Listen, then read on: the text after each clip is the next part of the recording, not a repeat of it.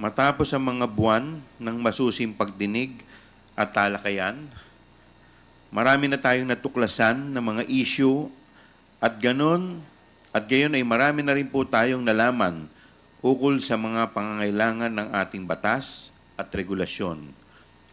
Malayo na ang narating natin, ngunit alam pa rin natin na marami pa tayong kailangang busisiin. Isa sa mga pangunahing tungkulin ng Kongreso ay ang bumuo ng mga batas na tunay na maglilingkod sa ating bayan.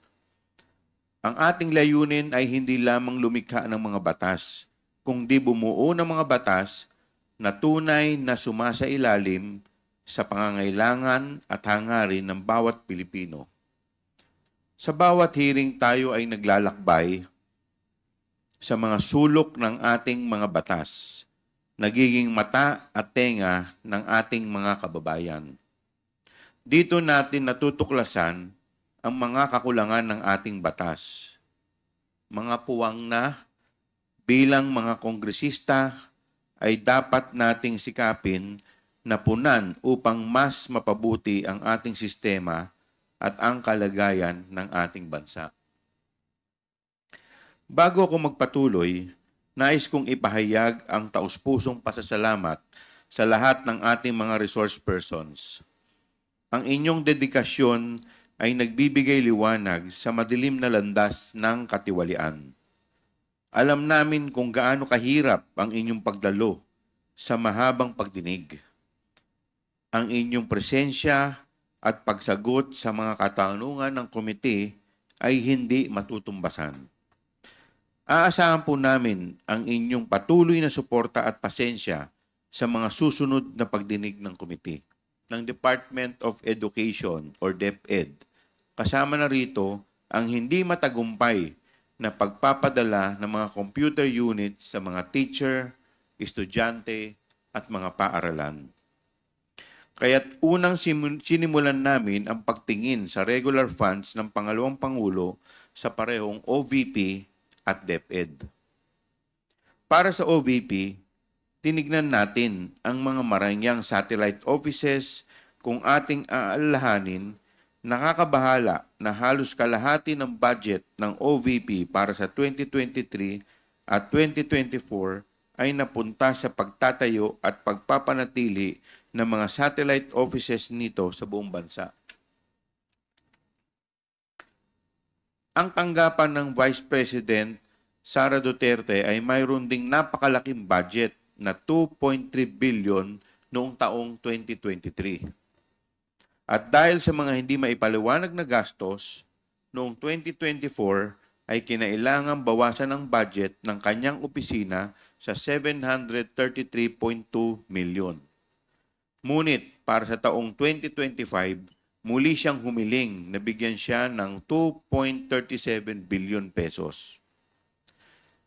Tungkol naman sa DepEd, sa panahon na siya ay secretary, lumitaw ang mga pulang bandila sa procurement ng mga laptop para sa DepEd computerization program tulad ng rig bidding at pagsasabuatan ng mga bidders.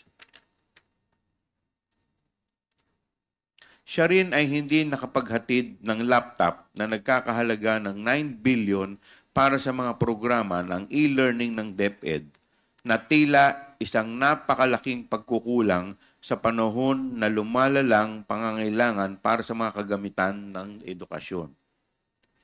Ngunit sa ating pagdinig at pagsusuri ng budget utilization ng DepEd at OVP, paulit-ulit lumilitaw at pinaka nakakabahala ang mga issue patungkol sa confidential funds.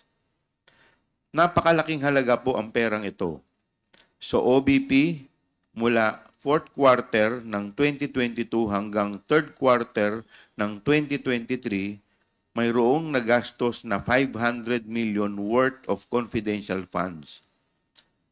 Habang sa DepEd naman, mula 1st quarter hanggang 3rd quarter ng 2023, ay may 112.5 million pesos naman. Suma total ay may 612.5 million pesos. Higit kalahating bilyon ang hinawakang confidential funds ng ating Vice Presidente. Natural bilang mga mambabatas na may mandatong masiguro na nagagamit ng wasto ang pera ng taong bayan, paulit-ulit rin naming naitatanong, saan napunta ang confidential funds? Sa ating pagsusuri, lumitaw ang mga sumusunod na kakulangan o gaps sa ating batas. Number 1, ang halaga ng Fidelity Bond para sa Special Disbursing Officers or SDO ay napakababa kumpara sa pondo na kanilang hawak. Tulad ni SDO Gina Acosta na may approved amount of bond na 8 million pesos pero ang kanyang amount of accountability ay 500 million pesos. Si SDO Edward Fajarda naman ay may approved amount of bond na 4 million pesos pero ang kanyang amount of accountability ay 50 million pesos. Pagpapatibay ng mga patakaran ng COA tungkol sa budget at mga technical resources. Pangatlo, pinaka nakakabahala rin ay tila walang maayos na sistema o paraan upang masiguro o ma-check o audit ng COA na nasa wasto ang paggasta ng mga confidential funds. At ika-4, malinaw na mga alituntunin sa mga detalye na dapat isama sa physical and financial plan na dapat ding suriin ng mga ahensya ng pambansang gobyerno at hindi lamang sa Department of Budget and Management. Gayon din, ang kinakailangan ng pagsusumiti ng mas detalyadong ulat under oath ng mga accomplishment and liquidation reports kasabay na ang mga ebidensya ng accomplishment na ito. Sa terminong confidential ay tila ginagamit bilang isang panakip upang itago ang katotohanan mula sa atin. Para sa kaalaman ng lahat, ang confidential funds ay hindi discretionary allowance o funds ng isang ahensya. Hindi siya secret funds.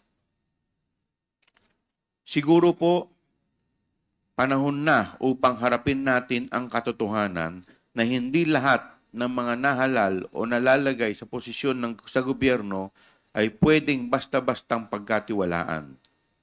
Kailangan pa rin ng safeguards pati sa confidential funds sapagkat hindi maiiwasan na may mga nagtatangkang gamitin ang pagka-confidential nito upang itago ang impormasyon at pag-aabuso sa tiwala ng taong bayan. Ginagamit nila ang salitang confidential upang magbigay sa atin ng peking ilusyon na kahit ito'y lihim, ang mga pondo ay ginastos ng tama. Ngunit bakit kailangan pa itong itago sa mga taong tunay na nagpondo nito? Ang mamamayang Pilipino ay may karapatan malaman kung saan napunta ang kanilang pinaghirapang pera. Para sa akin, kapag nagamit na ang confidential funds para sa kanilang layunin, wala nang dahilan upang hindi maging bukas at maging transparent. Walang mawawala kung sila'y mag-uulat kung paano ginastos ang mga pondo dahil tapos na rin naman na yung confidential operations kung saan ito pinaggamitan. Sa ngayon, naghahanda na po kami ng 2 batas upang masolusyonan ang ilan sa mga pagkukulang na natuklasan natin.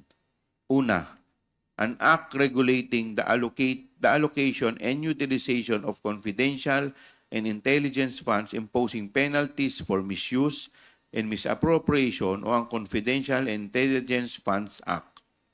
Pangalawa, an act regulating special disbursing officers and imposing penalties for misappropriation o ang Act Regulating SDOs.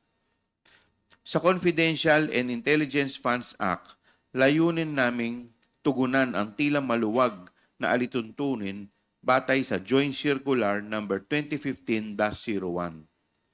Sa mga hearing, nakita natin na pinapayagan ang mga resibo na may pirma lamang at hindi mabasang sulat kamay mula sa mga hindi nakikilalang tao bilang patunay ng liquidation. Panahon na upang magpatupad ng mas mahigpit na mga alituntunin sa paggamit ng mga confidential fund para sa mga confidential na gastos. Bagamat mahalaga ang mga confidential funds para sa pambansang seguridad, dapat itong balansehin sa tungkulin ng gobyerno na protektahan ang paggamit ng pampublikong pondo at ipatupad ang kinakailangang pagbabago sa batas, kaya taimtim naming hinihiling ang pag-aproba ng panukalang batas na ito. Samantalang ang Act Regulating Special Disbursing Officers and Imposing Penalties for Misappropriation, layunin nitong palakasin ang proteksyon ng pera ng bayan dahil ito ay madaling maging target ng mga head of agencies at special disbursing officers na abusuhin ang paglabas ng pondo sa milyong-milyong halaga at bilyon-bilyon na walang wastong liquidation at walang takot sa parusa. Muli rin naming bibisitahin ang mga patakaran ukol sa fidelity bonds at ang inaprubahang halaga ng bond ng mga HOAs at SDOs dahil nakita naman natin kung gaano kalaki ang pagkakaiba nito na tila nawawala na ang kabuluhan, ang layunin ng pagpapataw ng bond mula sa simula. Bagamat marami pa rin katanungan tungkol sa confidential funds, sapat na ang ating natuklasan para magampanan ang ating mandato na gumawa ng batas para sa ikabubuti ng ating bansa. Ngunit hindi tayo titigil sa ating pag-iimbestiga sapagkat ang confidential fund ay isang bahagi na lamang ng budget ng OVP at ng DepEd. Marami pa tayong kailangang busisiin at suriin upang matukoy kung ano pang aspeto ng paggamit ng pera ng bayan ang kailangang punan ng batas. At para po sa kaalaman ng lahat, ang ating pong request sa PSA or sa Philippine Statistics Authority ukol sa pangalang Mary Grace Piatos ay ating pong na-receive ang kanilang tugon dito nung dated November 25, 2024 at dito sinasabi nila na base sa kanilang record ay walang ipinanganak na Mary Grace Piatos ang pangalan. Alinsunod dito, tayo po ay sumulat upang isumite ang 677 pang pangalan na nakalagay sa acknowledgement receipt ng DepEd kung saan tayo po ay binigyan ng tugon ng Philippine Statistics Office dated December 8, 2024 at dito kanila pong sinasabi na out of 677 individuals, 405 ay walang birth certificate o walang record sa birth certificate o pwede nating sabihin na non-existent.